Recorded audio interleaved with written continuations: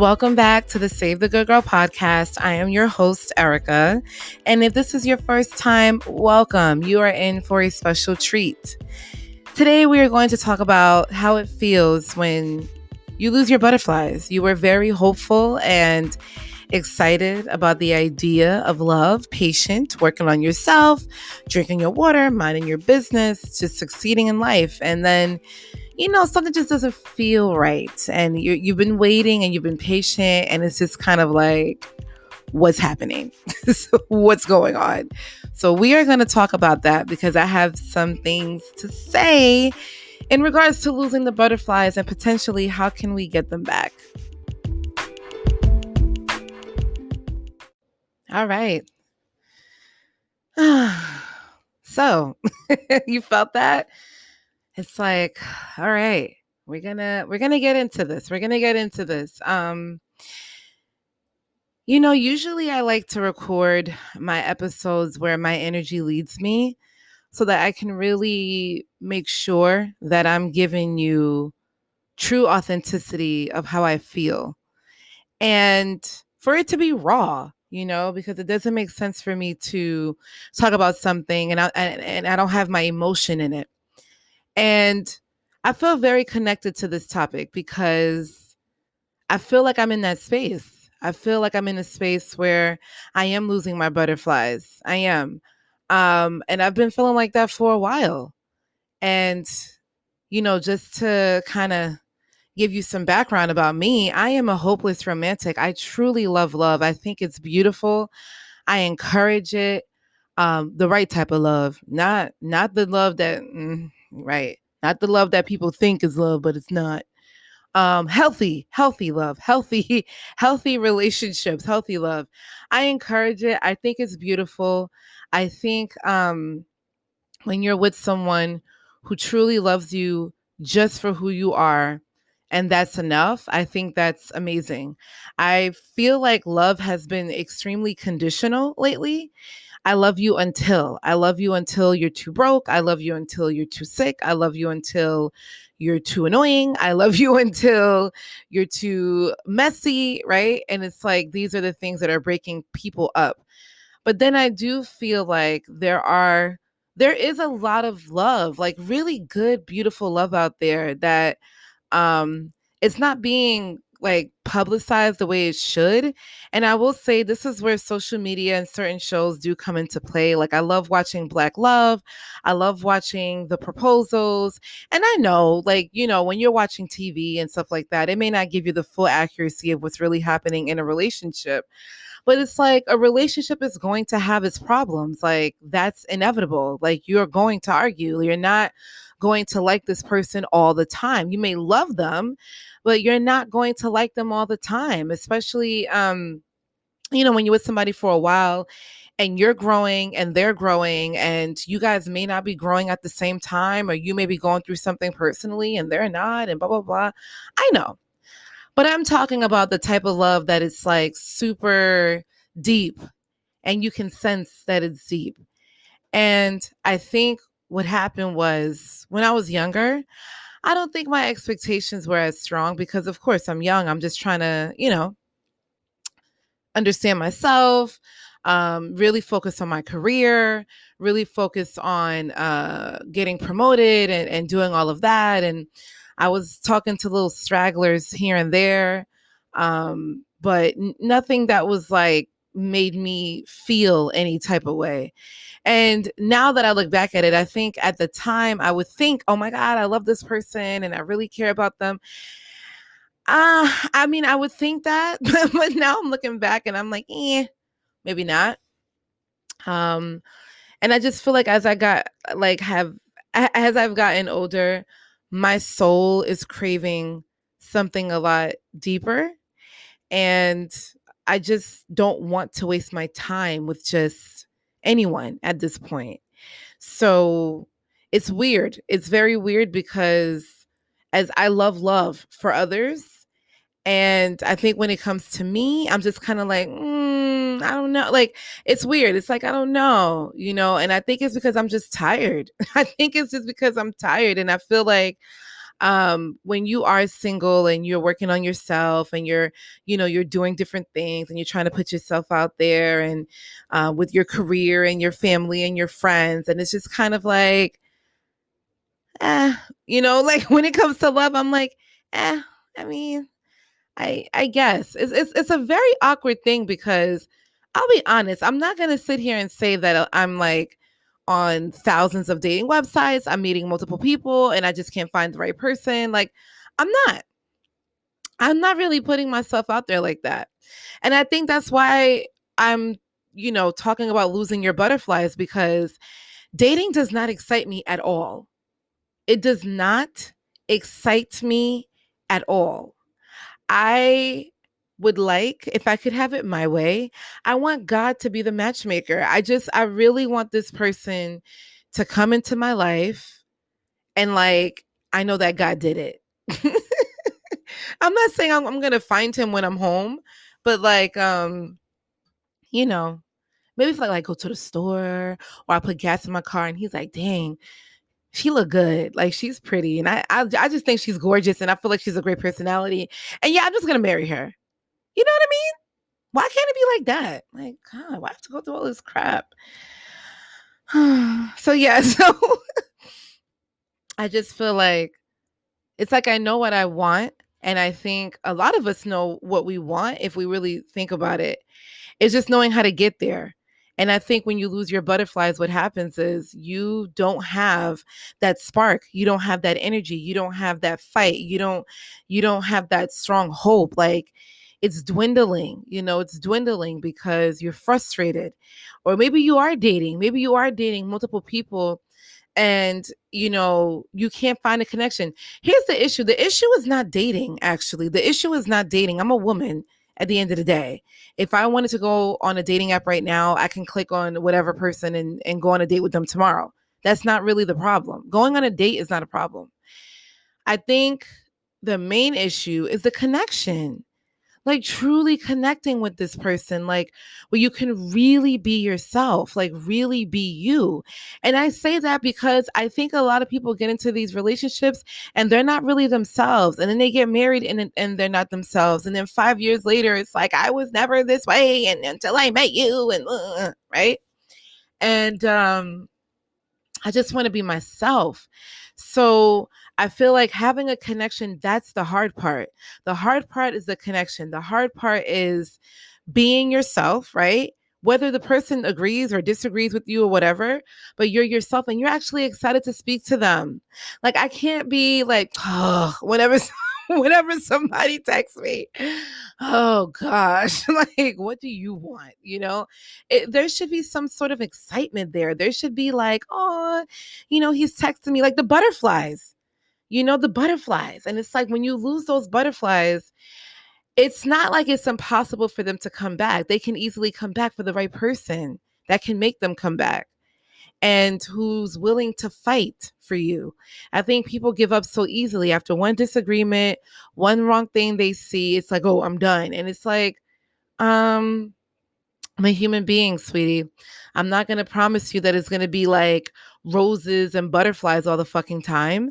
But, just having someone that's going to fight for you and just having it to be easy. And what I mean by easy, I don't mean like the relationship. I think just the connection that should be instant and that should be easy. A connection is not something you fight for. A relationship and in terms of like going through different trials and tribulations together and arguing, together and disagreements. Yeah, I think that's expected. I'm not talking that type of easy. I'm talking about I like you, you like me. I call you, you call me. The part where it gets confusing is when you go on a couple of dates and you're not sure whether this person likes you or not.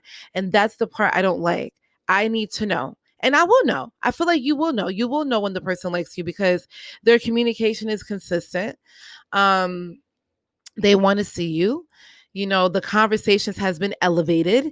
You're talking about more deeper things, or they're sharing things with you. You're sharing things with them about your career, your family, your life. Like once you start to get into that vulnerability phase, it's safe to say that, oh, you guys are elevating where the relationship is. And also when the person starts talking about relationships with you and you start talking about relationships with them, and then eventually you guys get together, and then from there you see how it progresses from there.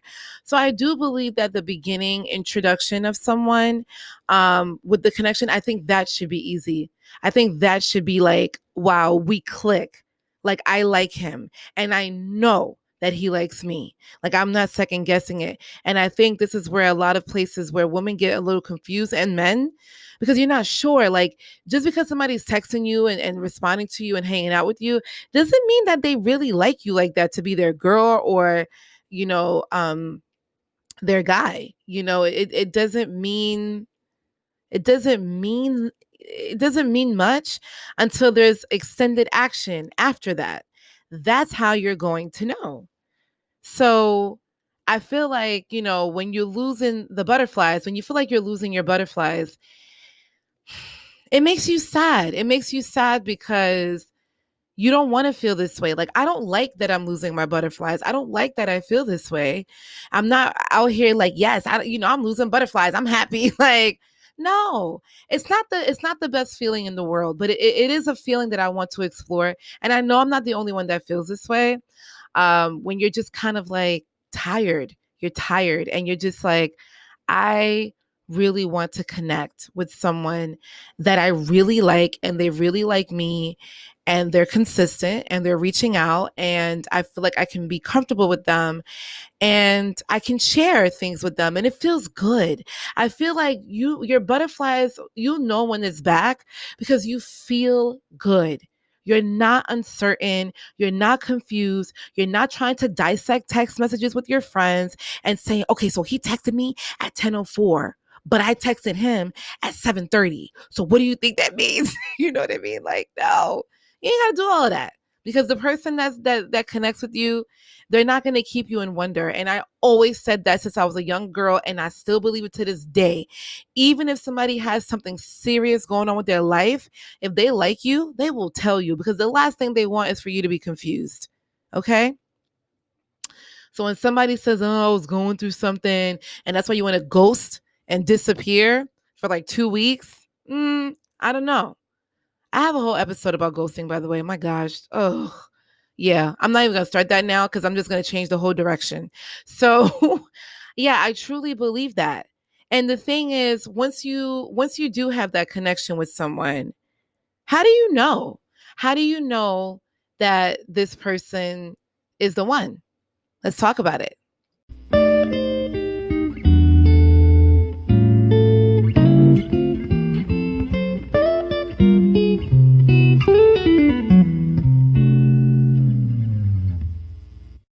We will get back to this fabulous episode, but I just wanted to let you know that you can find Save the Good Girl on Instagram, Facebook, Twitter, Pinterest, and YouTube. There is also a chance for you to be featured on the show. Check out the link in the description to send me a voice message. In addition to the podcast, did you know that Save the Good Girl has a blog? Be a part of VIP by subscribing to the email list on SaveTheGoodGirl.com. So many options to stay connected. All right, let's get back to the episode. I often ask a lot of couples and people who are married, how did you know? How did you know that this person was the one that you wanted to spend the rest of your life with, have children with, grow with, share credit with, live with, like wake up to next to every single day? Like, how did you know? And the answers vary. But I think something that I've noticed, which was a trend, was when this person was going through a very challenging time in their life, how their spouse has shown up for them, how they did not give up on them. They didn't judge them. They were uplifting. They were really there for them. They really cared about them, or maybe going through a sickness and how they took care of them, how they treat other people, how they treat their family members. Um, and just knowing, right? Like just seeing that, going through that and saying, wow, if you can be there for me through that, I really feel like you can be there for me through other things. And I remember when I was 16 years old, I asked my mom, like, how did you know daddy was the one? Like, how did you know? And I remember her saying to me, you're gonna know. You're just gonna know. And for a long time, I think for a very long time, from 16, I would say all the way until I was probably 26, I don't think I understood what that meant. Like, you just know. And I'm like, what do you mean you just know? I'm a very calculative person. I ask thousands of questions. So for me, I'm like, how do you just know? What do you mean? Like, they have to do something. And I realized when people say you just know, what that really means is this person has checked off everything from your mental checklist. They make you feel super safe, and not just physically, but emotionally and spiritually as well. And you don't have a question about it because they match up to exactly what you're looking for. That's why you're just going to know. And now I truly believe that when I see, you know, my man, my husband, whoever he is, I am going to know. I am, because I've been through enough shit for the things that I don't want. So it's like, it just only makes sense for me to know who this person is. And it got to the point where I didn't know how to pray for him anymore. That's how much I lost my butterflies. I think, we're going to talk about what can we do during this time of waiting, but it's like, I didn't know how to pray for him anymore. I just didn't know what to talk to God about. It's like I knew what I wanted, but I didn't know how to really explain that to God. I was so discouraged. And I still have those discouraging moments where I'm just like, blah, yeah. And that's just not who I was. Like, I used to be so like, oh my God, love, love, love. And I still feel that way when it comes to other people. But when it comes to me, I'm just like, I don't know. And I really, I did a whole episode about manifestation because I really want to manifest the right way. And I realized that I wasn't manifesting the right way. And that's why I wanted to share that with you so that you can manifest the right way. And, there could be someone else that's out there that's single, that's probably feeling exactly the way that I feel, where it's not like you're giving up, but you're just, it's not as strong and as positive as it should be. That's what I'll say. And I think during this time, when you are someone who is working on themselves and, you're taking care of this, taking care of that, doing this, doing that, trying to live out your life and not be in fear and do different businesses and saving money and paying off debt and being a great person and doing all these things, like, even with all of that, when you really crave that love, you still feel awkward. You feel like something is missing. And life is beautiful and life is very full, but you still feel like, I really want that attention, that romantic attention. It's very different versus, family, friends, stuff like that. Like, I appreciate them 100%. But there's a special section in the heart for me, and maybe for you too, that's meant for your love, your spouse.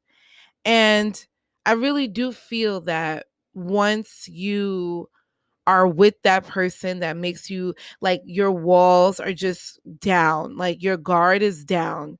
And once you meet that person that does that, it makes you feel this way. It won't be as challenging. So now the question is, what do you do during the time of waiting? Like, what should you do? I think the first step is to really change the mindset. I think the first step is to really change the story that you're telling yourself. What is the story that's in your mind? Like, how do you really feel about it? Because that will then dictate what will happen if you don't have the right mindset to be open for it. And although the butterflies may be lost, that's okay. You still need to have an open heart, because you never know. You never know. You could just meet somebody whenever, however, like, we don't know. But you do need to be open. That I do believe. The second thing is, I don't think you should ever stop working on yourself. I think another big thing that causes issues in relationships is insecurities. So working on that, understanding and putting that to the forefront so you know what they are, so that when you do meet your spouse, you can share that with them. Be like, listen, I struggle with X, Y, and Z, or I've been through X, Y, and Z. It's easier when you're aware versus having this person like shocked. Like, I don't know. I didn't know this person. I don't know the side of you, right? It's like, I can be vulnerable with you and I can tell you what's going on. And I think another thing is to be honest, right? Like, really be honest of where you are presently. Like, how do you truly feel about this? Because I can tell you, I I called it losing butterflies because that's how I feel. I feel like I'm losing the butterflies. I didn't say they were completely gone, but some of them have left the cage. Okay. Some of them have left the cage. They're just trying to be free. And, I'm trying to reserve some for myself. And yeah, it gets challenging. And again, a hopeless romantic. I love love. I love seeing it. I love watching videos about it, but sometimes the videos make me like too sad. So I'm like, okay, I can't watch no more. Like, it's too much. But I love it. And I love hearing about it. I love hearing the stories and stuff like that. But then eventually you're kind of like, all right, what about me? What about me? Like, I want to have my feelings. I love it for everybody else. And I'm congratulations and this and this and that. And it's like, okay, like, what about me? But then I think, this is so annoying, but it's like, are you really exhausting all measures? For me, I'm not. I'll be honest. But I think for you, you can really start to think to yourself, like, are you really exhausting all measures? And do you really feel like you know yourself enough? Do you really know what you want? Do you really know how you want to be treated? And what are your non-negotiables? What are some things you're like, nope. Like, I know for me, if this person tells me like, well, I don't believe in God, that's a straight, like, yeah, you don't believe in God, you don't believe in me, right? So it's like, what are your non-negotiables? Like, what is something that you're like, no. If this person is not X, Y, and Z, I'm not gonna date them. Do you really know how you want to be treated? What are your true expectations? Are you ready to have these tough conversations? Are you ready to be vulnerable? Are you ready to be honest? Are you ready to go deep? Are you ready to challenge this person as well? And these are things that I don't think everybody thinks about, but it's important because if you're so closed off that even when you're dating this person, you feel like you're not going to be as vulnerable, your relationship can only go but so far because vulnerability is what brings people close. So I feel like it's really important to ask yourself, am I ready to do that? Am I ready to be vulnerable? Am I ready to be honest? Am I ready to take feedback? Am I ready for feedback? Because that's another thing. This person is romantically linked to you. So they may notice things that maybe you didn't notice and they may want to share things with you. Are you okay with that? Or are you going to be defensive? Are you aware of your insecurities? Are you aware of things that happened to you in the past, if they bothered you or not? Have you done anything about that? Like, I think these are things to kind of think about. And I don't think there's no perfect answer to be ready for love in terms of like being super ready. But I feel like being open, being vulnerable, understanding your faults, understanding what you need to work on, understanding what you want, how you want to be treated, understanding your non-negotiables. I think that's a really great start. I think that's a really great start. Like, I know how I want to be treated. I know how I want to be communicated with. I don't like texting all the time. So I know if somebody is dating me, like, I will appreciate a phone call. I appreciate someone who is thoughtful. I appreciate the corny. I mean, I'm talking about corny stuff like, hey, Erica, I was thinking that we should have I can't, oh my, first of all, whew, wait, I just thought about something.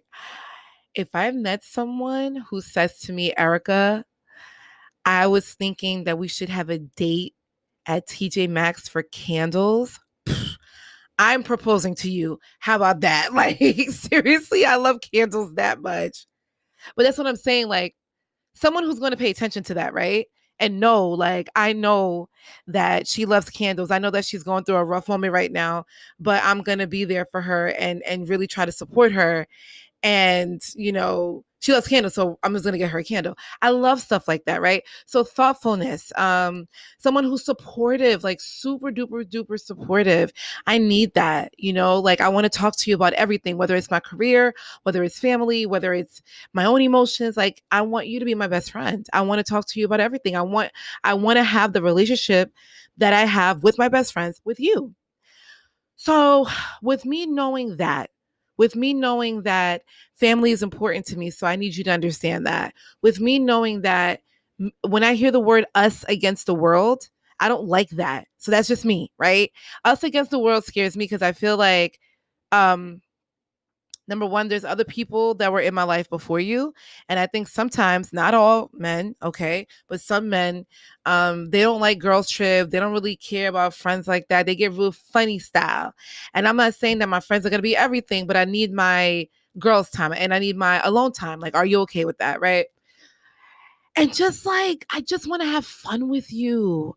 I really need to have fun with you, like excitement. Like, we can go on trips together. We can be home all weekend and still have a great time. Like, I want that kind of love. I want the kind of love when I look at you, I could tell that God, He put us together. Like, this is like a really blessed situation. Can we pray together? Can we pray together when we're going through rough times? Are you going to pray for me? Like, right? Like, you feel me? I feel like you feel me. I feel like you feel me. I feel like you're listening and you're like, she is spitting today. Yes, I am. Right. Like, can you pray for me? Um, so yeah, I feel like just kind of knowing that you deserve to be treated with 100% intentionality. And that's exactly what I want.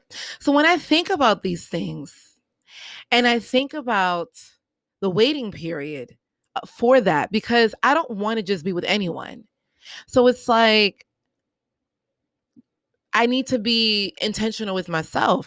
And this is exactly why when we talk about friends with benefits, you got to be careful with that, because with friends with benefits, you know, I did have an episode about friends with benefits. What happens is this, like, they provide a need, male attention, a female attention.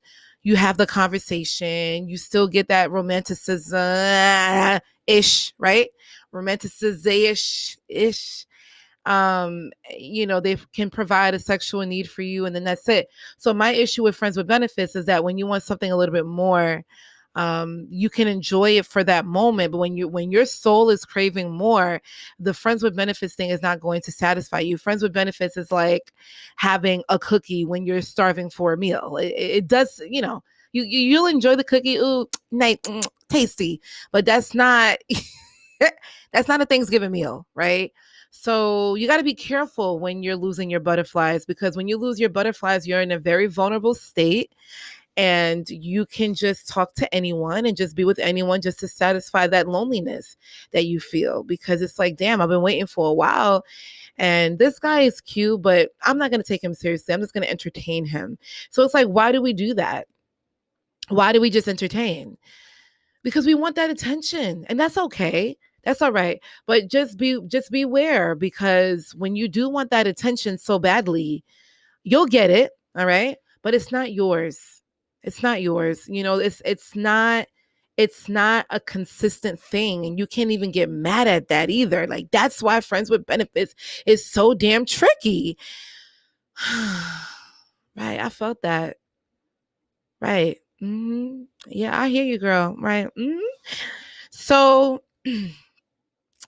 it's tricky. But I'm saying all this to say, you need to know what you want. You got to be careful with friends with benefits. You need to understand that you will know.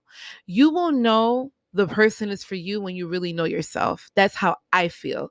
So when people say, oh, you just know, you will when you get to know yourself. Now, the thing is, how do we bounce back?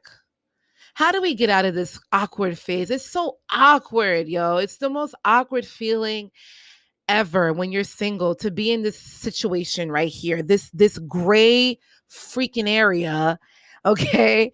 So it's like, how do we bounce back from this? Let's talk about it.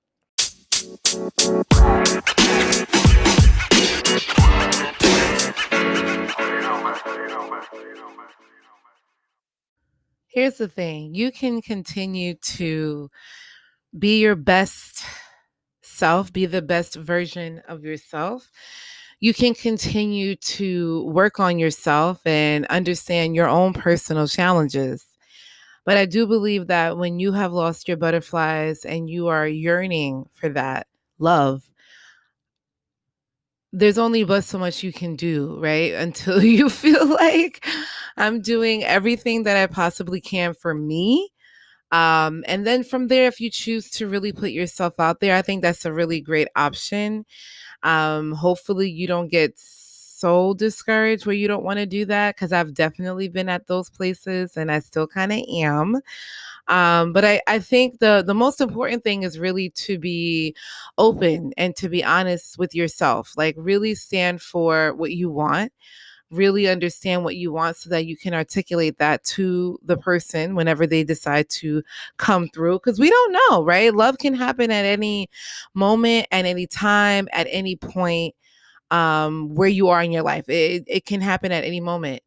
And I think that as long as you're very honest with yourself and you're very intentional with what you want, and you are aware of things that has happened in your past, you're aware of any, I just feel like just understanding you is never a bad thing, like really dissecting who you are is never a bad thing, because you can really you can speak to it a lot better. When someone asks you a question, you can really like answer them.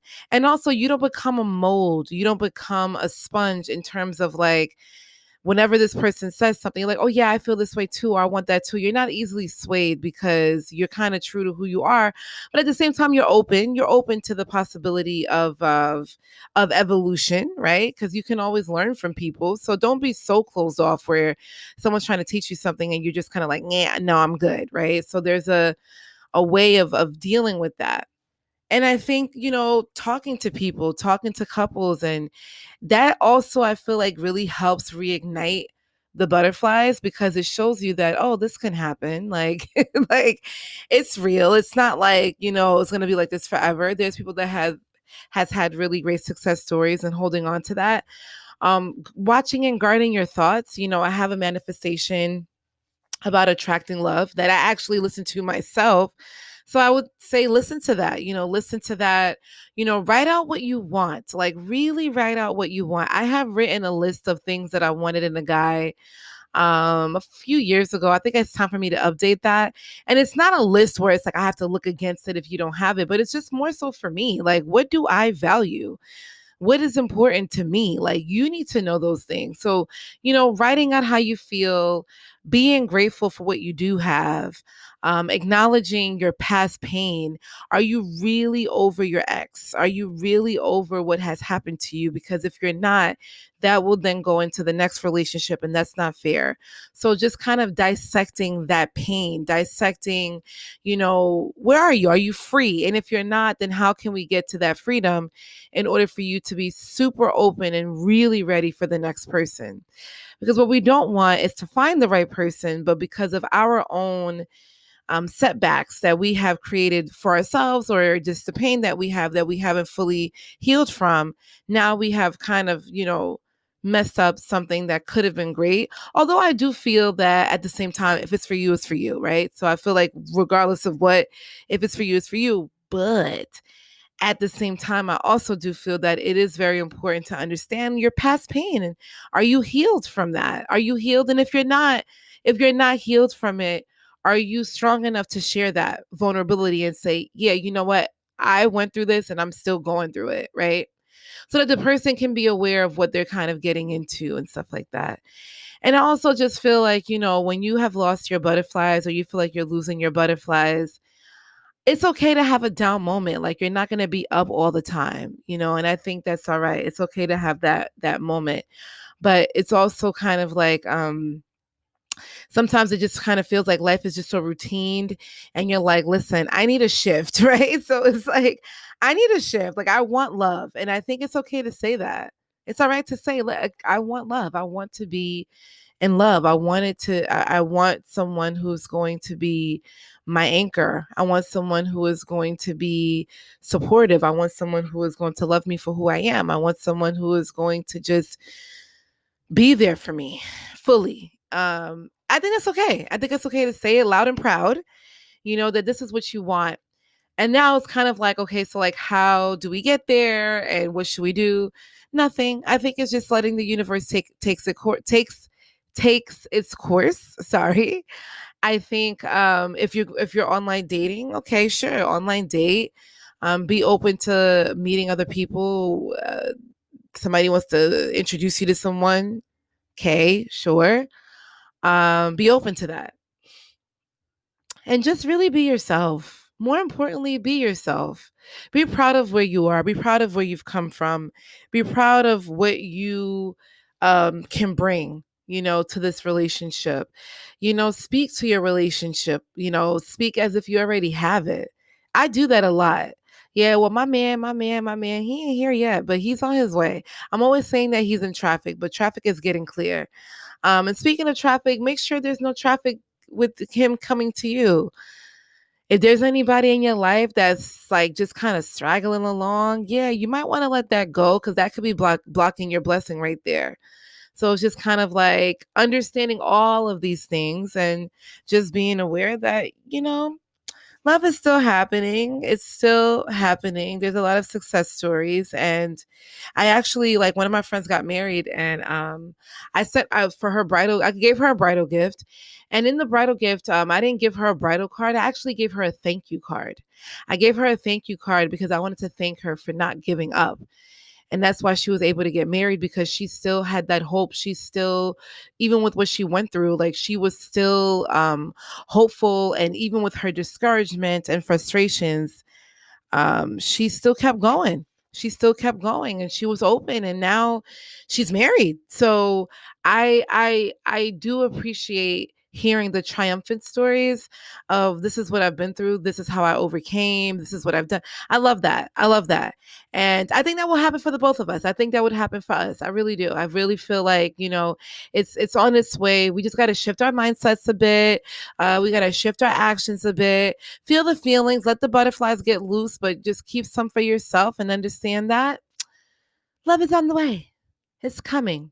If we believe it, and, we take the time to, in the meantime, just really get to know yourself, know exactly, what you want and how you want to be treated. Because once that person comes and that connection is set, it's going to be beautiful. I can't wait. We need to get our butterflies in order. We need to get our butterflies in order. Okay. Love is a beautiful thing. Love is a beautiful thing. And I truly believe that when it happens for us, we will know, because it will be effortless. I think that the connection will be seamless, and we're going to be smiling from ear to ear, and it's just going to be beautiful. And I can't wait till that happens for you and for myself. I just can't wait. I'm really happy that we spent this time together. We had a really good chat today. We have chats every week. Like, I'm so happy that you continue to come back and check in. But if you're new, welcome. I hope you enjoyed this episode. And if you did, please let me know. I would love to hear your feedback. You guys can send me voice messages as well. There's many ways to contact me. I will share that in the next clip. But I am excited that you decided to hang out with me today on Save the Good Girl, and I cannot wait to talk to you again next week. Bye.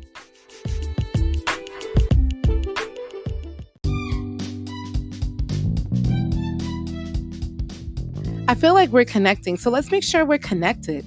You can find Save the Good Girl on Instagram, Facebook, Twitter, and Pinterest. Did you know about the Save the Good Girl blog? Yes, there is a blog. Check out SaveTheGoodGirl.com to subscribe to the fabulous VIP email list and be the first to know about new podcast episodes, new blog posts, and giveaways. In addition to listening to Save the Good Girl on many platforms like Apple, Google, Spotify, and many more, you can also subscribe to the Save the Good Girl YouTube channel if YouTube is more of your thing. There are so many options to stay connected and be a part of the Save the Good Girl community. For all updates, or if you just want to contact me to say hello, ask me a question, or send me a comment, check out the contact section on SaveTheGoodGirl.com.